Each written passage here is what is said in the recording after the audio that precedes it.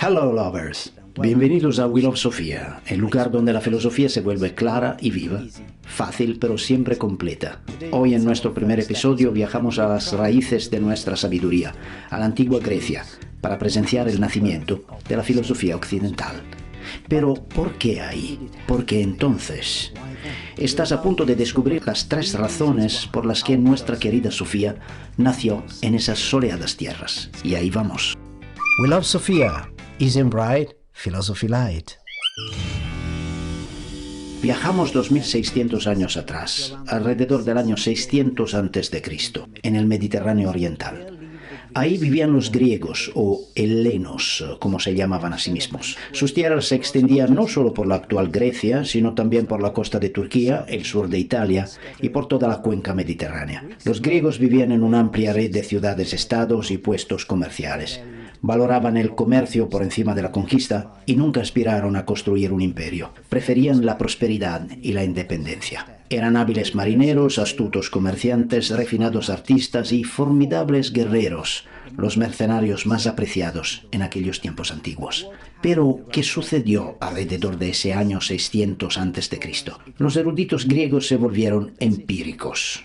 Pero, ¿qué significa eso? El adjetivo empírico indica un conocimiento basado en la investigación directa de la realidad. Significa que los antiguos griegos comenzaron a crear teorías no a partir de creencias preconcebidas, sino a partir de los datos reales que podían observar en la naturaleza. Y esa fue la primera vez, al menos en este rincón del mundo. Fue una verdadera revolución porque las explicaciones de la realidad hasta entonces, en Grecia como en otros lugares, se basaban en leyendas, mitos, religión, en otras palabras, en la superstición. Y si este nuevo enfoque empírico te suena un poco a ciencia, pues tienes razón, porque estos primeros eruditos sentaron las bases de la ciencia en el mundo occidental. Y no se detuvieron ahí. Ya que las fronteras de la ciencia aún no estaban definidas, dejaron que sus preguntas vagaran libremente, sin límites, y al hacerlo, crearon así no solo la ciencia, sino la misma filosofía. Porque la filosofía es la exploración racional de la realidad en su totalidad. Ahora bien, no estoy aquí para iniciar un debate sobre qué es la filosofía. Esa es una conversación para otro vídeo. Solo utilizo la definición que yo considero más precisa. La filosofía es la exploración racional de toda la realidad. Las partes que podemos observar y medir físicamente y las partes que solo podemos teorizar o intuir más allá del alcance de la ciencia. Partes que, ojo, todavía no sabemos si existen o si no existen. Esa es mi opinión, pero todas las perspectivas son bienvenidas aquí, así que si lo ves de otra manera, por favor, deja un comentario y comparte tu punto de vista con la tribu. El término filosofía se compone de 2 palabras griegas, philos, que significa amor por, y sofía, que significa tanto sabiduría como conocimiento. Así que la filosofía es el amor por la sabiduría, y como filósofos, eso es lo que hacemos, literalmente. We love Sofía. Podría ser un título fantástico para un canal de filosofía. Bueno, en fin, eso fue lo que ocurrió en Grecia. Pero, ¿por qué ahí? Porque entonces se dieron 3 factores principales. Punto 1. La perspectiva griega sobre la realidad ya era racional y abierta. Punto 2. Su religión no era dogmática ni trascendente. Punto 3. Su sistema político era inusualmente libre. Ahora, me he salido con otro adjetivo extraño, trascendente. ¿Qué es eso? Trascendente indica algo que existe más allá de nuestro universo físico, en otra dimensión que trasciende la nuestra. Un ejemplo típico, el dios del cristianismo, una religión verdaderamente trascendente, mientras que los dioses de la antigua Grecia eran algo muy distinto. Hablaremos de eso en un momento.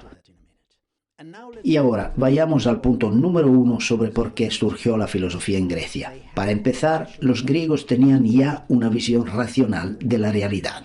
Como mencioné antes, en aquellos tiempos antiguos los humanos estaban inmersos en creencias mágicas. Explicaban el mundo con mitología y leyendas. La idea era que las reglas que regían la naturaleza estaban determinadas por la insondable voluntad de los dioses o por fuerzas sobrenaturales y misteriosas. En consecuencia, en lugares como Egipto y Mesopotamia, donde fueron pioneros en el estudio de las matemáticas, la astronomía y la medicina, exploraron todo eso como otro nivel de estudio cultos religiosos, típicamente gestionado por sacerdotes. En otras palabras, se trataba de un conocimiento esotérico. Y el adjetivo esotérico significa secreto, restringido, accesible solo mediante iniciación a un grupo selecto de personas. Los antiguos griegos cambiaron ese juego totalmente.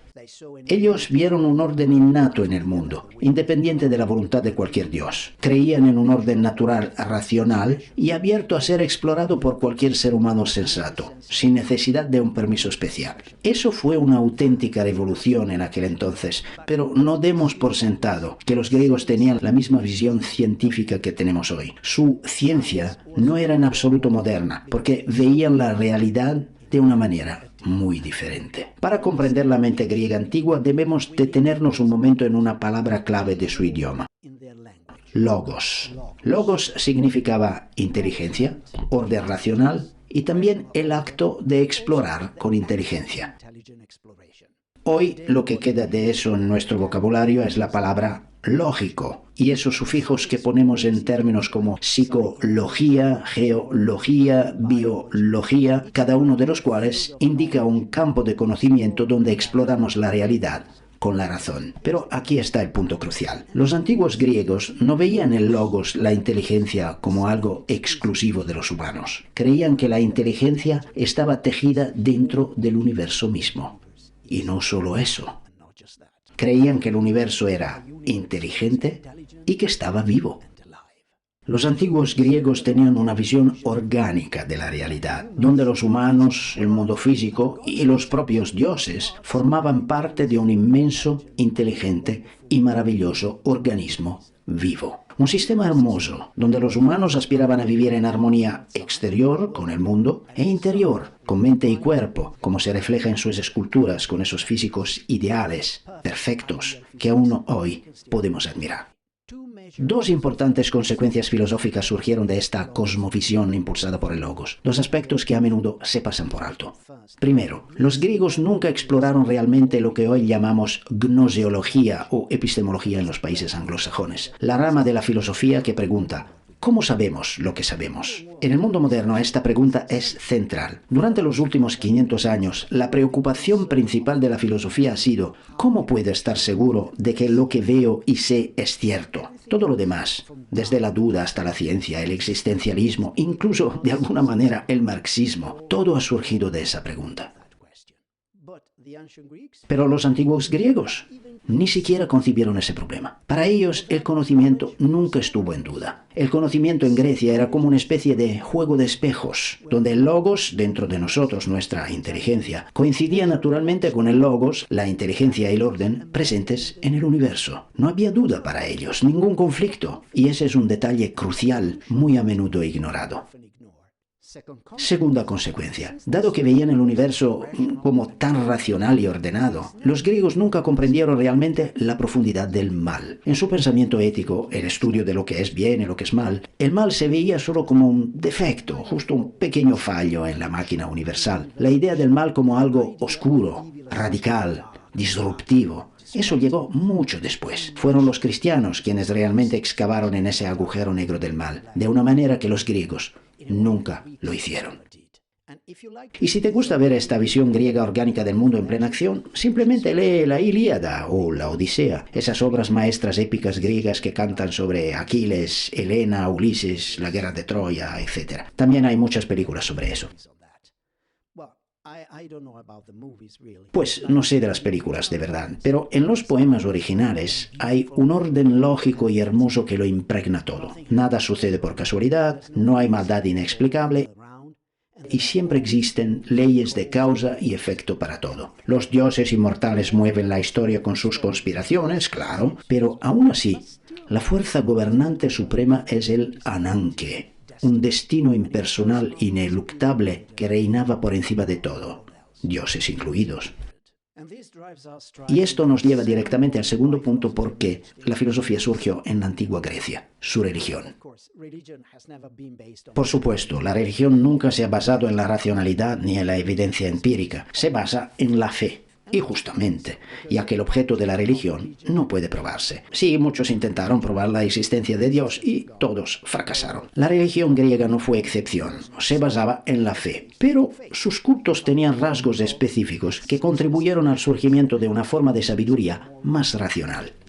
En primer lugar, los dioses griegos eran muy similares a los humanos. Sí, eran inmortales, tenían superpoderes. Los superhéroes modernos son solo otra versión de esa mitología. Pero aparte de todos esos increíbles poderes, no había nada más. Eso era todo lo que esos dioses podían ostentar. Y eran increíblemente mundanos. Los mitos griegos eran como una gran telenovela enredada en tramas de todo tipo. Los dioses luchaban, hacían las paces, se enamoraban o incluso eran culpables de actos monstruosos. Los dioses griegos eran un reflejo divino de todo lo bueno y malo de los humanos mortales. Pero definitivamente, estos dioses no eran todopoderosos, no eran omniscientes, ni eternos, ni portadores del bien absoluto como el Dios de los cristianos o musulmanes. Porque esos dioses griegos no existían en otra dimensión trascendente. Eran parte integral de nuestro mundo físico. Podían ser invisibles, sí, inmortales, claro, pero en fin, vivían aquí, como todos nosotros. Y ese lado humano, carnal, sin una separación significativa de nuestra realidad, eso cortó la distancia entre los griegos y lo divino. Como consecuencia, en la antigua Grecia existían tradiciones, pero no dogmas. No existía una casta particular de sacerdotes, ni escrituras sagradas intocables, cuya verdad no se pudiera cuestionar. Y todo eso creó un espacio inusual para el surgimiento de una libertad de pensamiento única. Dije que los dioses griegos eran inmortales, pero no eternos. ¿Puedes ver la diferencia? Te daré la respuesta en breve.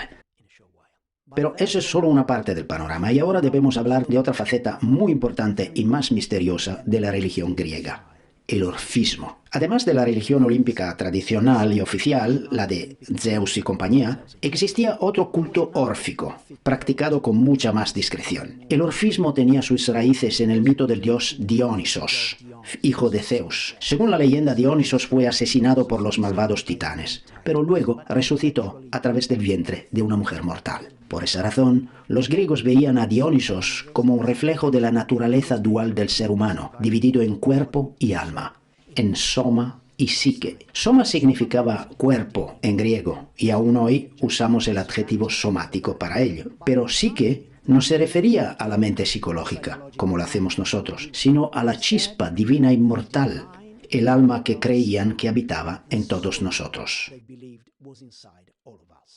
La creencia central del orfismo era que todo ser humano es un demonio, o daimon en griego. Ese daimon vive en una dimensión divina y serena, pero debido a algún pecado, el pobre cae en una prisión corporal y experimenta múltiples reencarnaciones para expiar su culpa. Ese pecado no era un pecado humano original y colectivo como el de Adán y Eva de la Biblia cristiana. Era un delito específico del demonio individual, que lo impulsaba a decaer en múltiples vidas mortales, donde se sometía a un largo ciclo de purificación del alma para recuperar otra vez su estado espiritual completo y puro.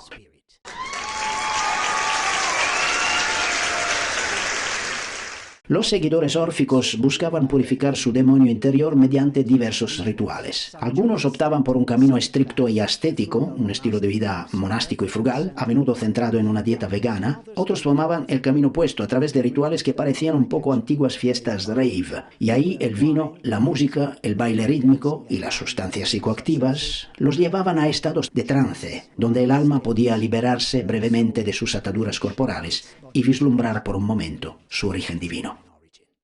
Así que, si eres vegano, ten en cuenta que podrías estar en un camino que te lleve más lejos de lo que crees. Y si te encantan las fiestas rave, lo mismo, podrías estar más cerca de lo divino de lo que creas. Y si eres vegano y te gustan las fiestas rave, ¡wow! Tu demonio ya está haciendo las maletas para ese viaje tan esperado, el vuelo de vuelta a la fuente de todo. ¡Bienvenidos a bordo! Bromas aparte, no te confundas con el término demonio. El demonio órfico no tenía nada que ver con los malvados diablos de la tradición abrahámica, como el nefasto Satanás del cristianismo. El orfismo no era una historia de personas poseídas por una presencia maligna. Todo lo contrario, el daimon órfico representaba la esencia más auténtica y benigna de nuestro verdadero ser.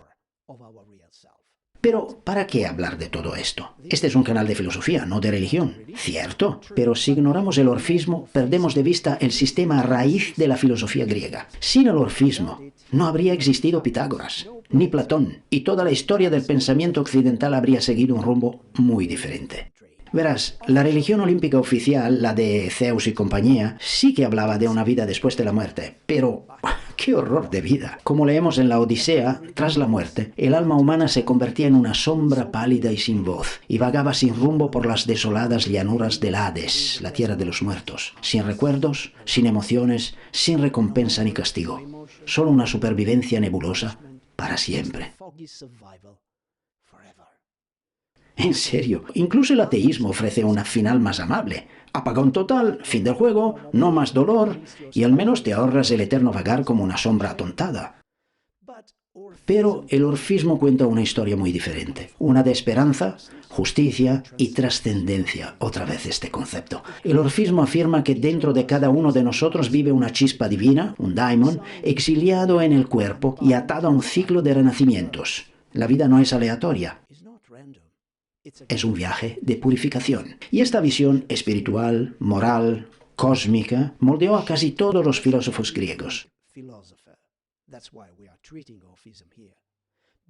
Es muy probable que la mayoría de ellos estuvieran al menos familiarizados con los ritos órficos, sino directamente iniciados en ellos. Por eso no podemos ignorar el orfismo. Para comprender el nacimiento de la filosofía necesitamos percibir esa corriente religiosa subyacente, porque el orfismo no fue solo ruido de fondo, fue una de las raíces importantes de Sofía. Cerramos este segundo punto de nuestro vídeo y respondo a la pregunta que hice sobre los dioses griegos. ¿Por qué eran inmortales, pero no eternos? Como has visto con Dionisos, los dioses griegos nacían en un tiempo y lugar concretos. Estos dioses no tenían fecha de caducidad, pero sí un punto de partida claro, como todos nosotros. No eran eternos entonces, porque eterno es solo lo que no tiene ni principio ni fin. En la visión griega, lo único sin fecha de inicio, lo único eterno, era el universo, que para ellos siempre había existido, porque los griegos nunca concibieron el concepto de creación. De ese universo primigenio y eterno, imaginaban que todo, estrellas, planetas, humanos y dioses, todo surgía por la recombinación de elementos primordiales. Como puedes ver, una visión radicalmente diferente a la de los cristianos que vinieron después. Y ahora pasemos a la tercera y última razón por la que surgió la filosofía en Grecia. Aquella gente vivía en una situación política única. Como dijimos, los griegos no se centraban en el dominio imperial. Preferían expandirse mediante el comercio, el conocimiento, el arte y la riqueza. Compartían una identidad muy fuerte, pero a esto se sumaba una férrea voluntad de mantenerse independientes unos de otros y aún más de las potencias externas. Y los persas descubrieron todo esto de forma bastante dolorosa. Esas condiciones propiciaron el surgimiento de una vasta constelación de ciudades-estados profundamente desconectadas, pero aún autónomas y prósperas. Y en muchas de sus ciudades-estado, los griegos forjaron las primeras formas de democracia. Democracia es un término formado por las palabras demos y kratos, que significan el pueblo gobierna o el gobierno del pueblo, como prefieres. Hubo tiranos que surgieron aquí y allá, pero muchos griegos eran ciudadanos libres de repúblicas libres con derechos civiles específicos y sin sumisión a los caprichos de ningún tipo de déspota. Bien, pero una vez más, no te dejes engañar. Solo una pequeña proporción de la sociedad griega era libre. Había muchos esclavos, e incluso entre la gente libre, e incluso entre los libres y ricos, las mujeres estaban excluidas de la mayoría de los derechos políticos y casi totalmente excluidas de la educación superior. Hubo algunas excepciones aisladas, sí, pero excepciones eran. Así que por ahí iba el rollo. Aunque fueran progresistas para su época, las antiguas democracias griegas aún carecían del concepto más amplio de derechos humanos que promovemos hoy. O mejor dicho, que algunos de nosotros intentamos promover sin resultados definitivos. Los griegos estaban abriendo camino, pero toda la historia de humanidad en todas culturas, etnias, todas latitudes y épocas siguió plagada de esclavitud, explotación, discriminación e injusticia. La antigua Grecia solo brilló con una tenue luz en un océano de oscuridad. Así que seamos más precisos. En la antigua Grecia, un cierto número de hombres adultos disfrutaba de un nivel de derechos muy superior al de otras civilizaciones de la época, y la mayoría de estos hombres eran ciudadanos de repúblicas razonablemente libres. Todo eso, sumado a la prosperidad económica, dio cabida al libre pensamiento y, por ende, sí, a la filosofía. Pero mientras Atenas y muchas otras ciudades eran democráticas, ¿qué decir de la gloriosa ¡Esparta! No obstante todos los cómics y películas de Hollywood que celebran a esa gente, Esparta no era una república ni una democracia en absoluto. Era una monarquía doble y autoritaria, con 2 reyes electos. Pero el poder verdadero estaba en manos de un pequeño grupo de ancianos. Los espartanos tenían una sociedad muy rígida, intolerante, militarista y despiadada, donde los recién nacidos, si se consideraba que no estaban en condiciones de crecer completamente sanos y fuertes, eran separados de sus madres y abandonados en la naturaleza para ser devorados por los depredadores. Y para completar este alegre panorama, los espartanos incluso contaban con un cuerpo de despiadados asesinos, estilo ninja, los Crypteia, que vigilaban a sus sirvientes esclavizados, quienes, al menor indicio de rebelión, desaparecían en el aire como si se los llevara una fuerza invisible e inexorable. Así que Esparta no era un buen lugar para vivir, ni siquiera para los propios espartanos, que llevaban una vida bastante espartana, y el adjetivo sigue entre nosotros por alguna razón. Y si eres un forofo de este tipo de costumbres implacables, toma buena nota de un punto importante. Ninguna filosofía, ninguna cultura avanzada, ningún buen arte surgió jamás de Esparta. Te debo una aclaración. Personalmente considero la libertad como el mejor motor del progreso humano. ¿Quieres progreso? Set them free, como recita una famosa canción. Pero esa es mi opinión, y como también creo en el error radical, por supuesto que yo no tengo razón, y tú tampoco. Así que compartamos nuestros fallos y nuestras diferentes visiones. Deja tu comentario aquí abajo. Hora de concluir y fijar todo en nuestra memoria. La filosofía surgió entre los antiguos griegos debido a 3 factores principales. 1. Veían el mundo como una realidad ordenada e inteligente que cualquier ser humano racional podía investigar libremente sin iniciación ni permiso especial. 2. Tenían una religión sin libros sagrados, sin casta de sacerdotes, sin dogmas intocables. Disfrutaban de una libertad de pensamiento inusual. 3. La libertad de sus mentes reflejaba un grado inusual de libertad en su sociedad. Muchas de sus ciudades-estados crearon las primeras formas de democracia en la historia. Si te ha gustado mi contenido, dame ese bonito me gusta y ayuda a que este canal crezca. Y no te detengas ahí, suscríbete, activa las notificaciones, sígueme en Instagram o en la página web willofsofia.com o en las plataformas de podcast donde podrás encontrar este mismo contenido en formato audible. Todos los enlaces están aquí abajo esperando a que les des una oportunidad. Y en el próximo vídeo encontraremos los primeros amantes de Sofía, 3 alegres chavales de la ciudad de Mileto, tales Anaximandro y Anaxímenes. Nombres complicados, pero ¿qué más da? Es para otro día. Por ahora, sigue amando. Chao.